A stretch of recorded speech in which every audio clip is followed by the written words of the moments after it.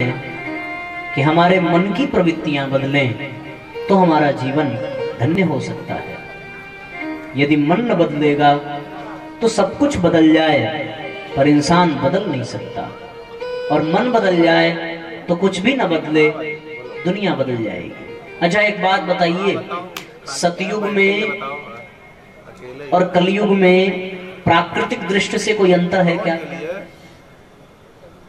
उसमें भी आम के पेड़ ऐसे ही होते रहे होंगे, कलयुग में भी आम के पेड़ वैसे ही है। सतयुग में भी गंगा में वैसा ही जल बहता होगा और कलयुग में भी गंगा वैसी ही है।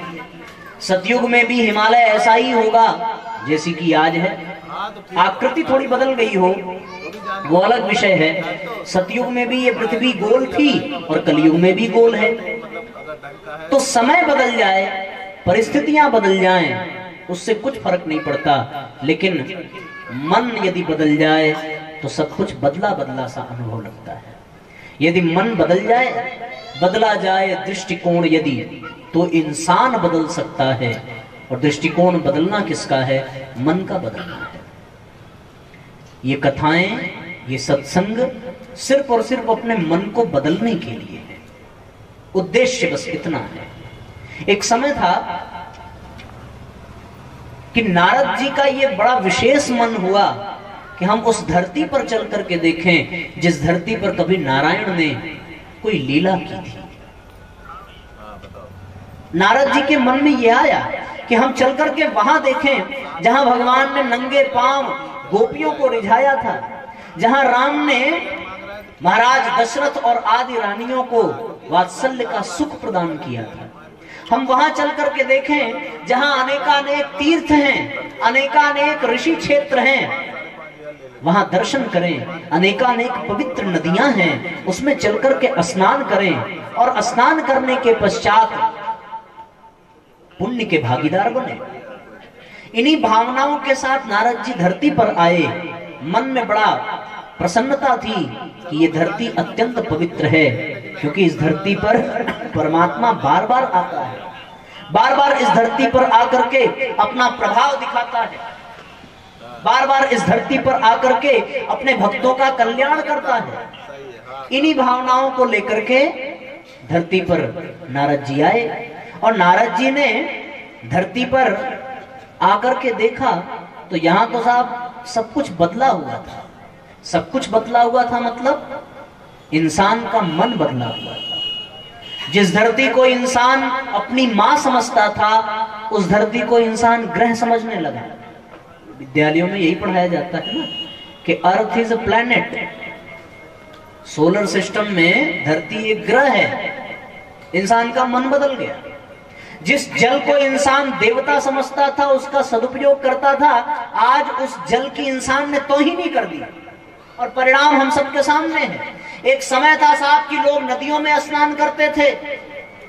समय बदला, नदियों से सिमट कर तालाब में आ गए, तालाब से सिमट कर कुएं में सिमट गए, कुएं से सिमटे साहब तो छोटी सी टंकी पे आ गए, टंकी से सिमटे तो छोटी सी बाल्टी में, और बाल्टी से सिमटे तो कभी कभी टोटियों से जल गिर जाता है, लोग स्नान करते हैं। और आज तो साहब ये पानी बिकने लगा है, इतनी इतनी पानी खरीदना पड़ता है।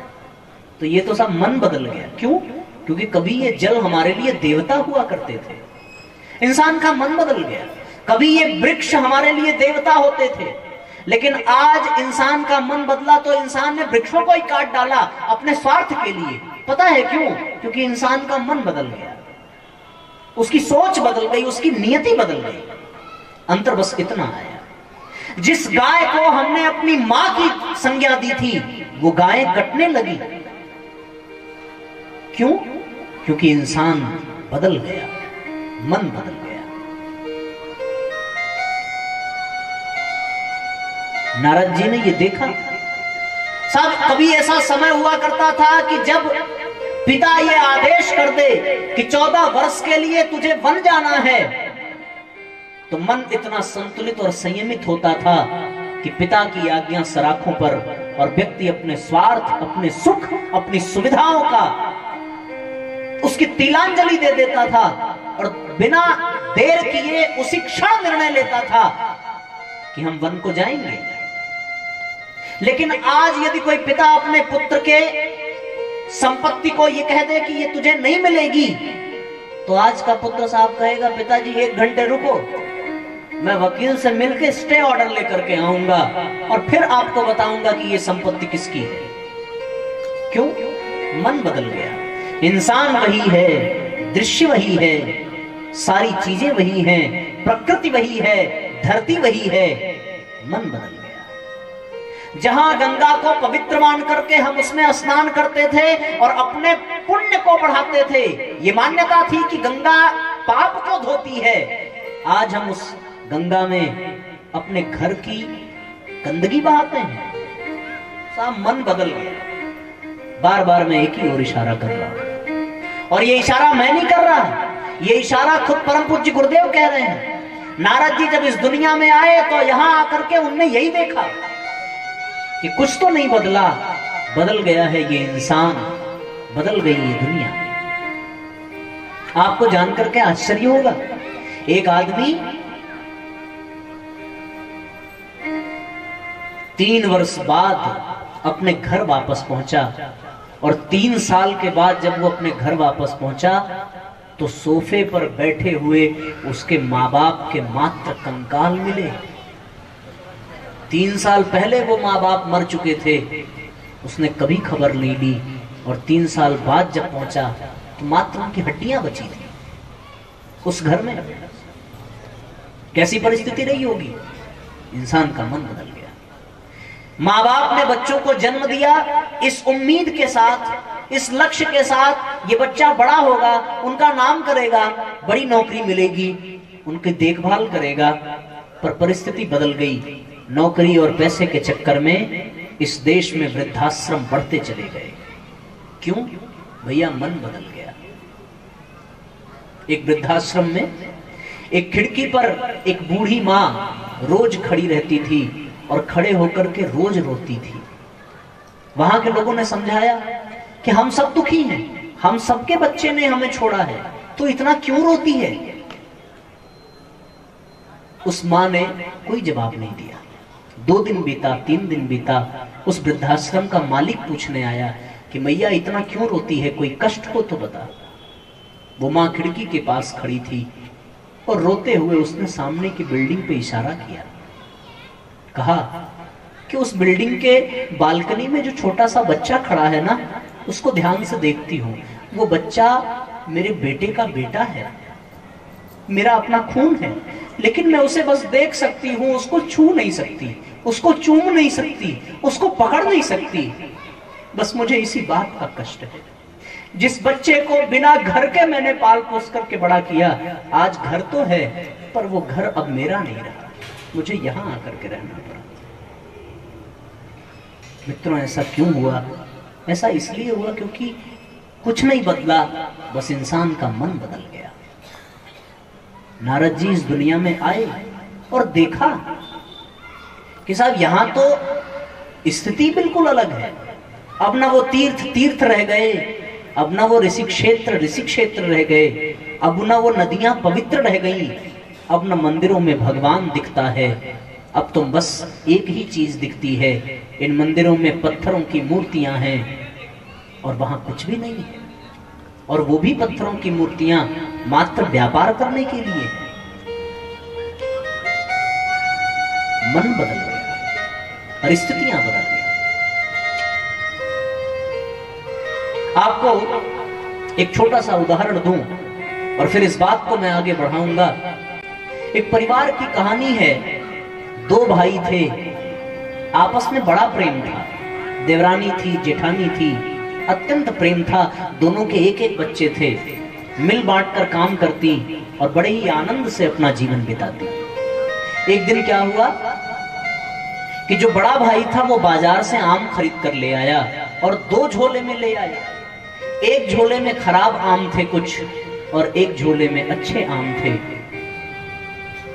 जैसे ही वो घर में प्रवेश किया, उसका अपना बेटा भी दौड़ा कि पिताजी क्या लेकर के आए, और उसके छोटे भाई का भी बेटा दौड़ा कि ताऊ जी क्या लेकर के आए। जिधर खराब आम का थैला था उधर उसका अपना बेटा था, और जिधर अच्छे आम का थैला था, उधर उसके भाई का बेटा था।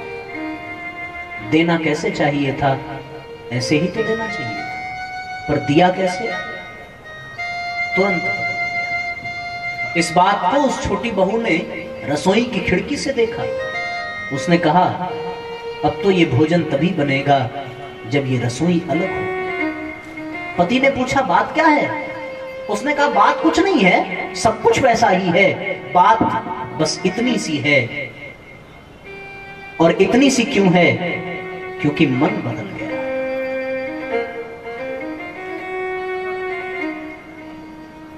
जिस भाई के प्रेम ने अयोध्या जैसे साम्राज्य को तुच्छ बना दिया था, आज वो भाई आपस में प्रेम से रह नहीं सकते। वो तो साहब अयोध्या थी, यहां छोटे से जमीन के टुकड़े के लिए लोग अपने ही खून की हत्या कर देते हैं। ऐसा क्यों हुआ? क्योंकि साहब मन बदल गया। मनुजता विकल हो गई, जीवन नरक बन गया। सब कुछ था, लेकिन मन बदल गया। और नारद जी ने जब ये दृश्य देखा, उनकी आंखों से आंसुओं की धार बहने लगी, रोने लगे और उसी क्षण निर्णय लिया, चले भगवान के घर, चले बैकुंठ और उनको बताएं कि यहां तो स्थिति बड़ी खराब है, सारी मनुष्यता विकल है, लोग परेशान हैं, लोग वास्तविक समस्या को समझ नहीं पा रहे हैं, कुप्रवृत्तियां बढ़ती जा रही हैं, मन मैला होता जा रहा है, समस्याएं घटती नहीं बढ़ती जा रही हैं।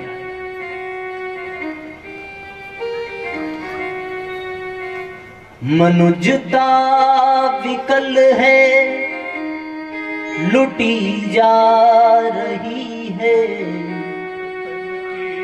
कहानी यही रोक दो माँ। मनुजता विकल है, लुटी जा रही है, पतन की कहानी यही रोक दो माँ, यही रोक दो माँ। मनुजता विकल है, लुटी जा रही है, पतन की कहानी यही रोक दो माँ, यही रोक दो माँ।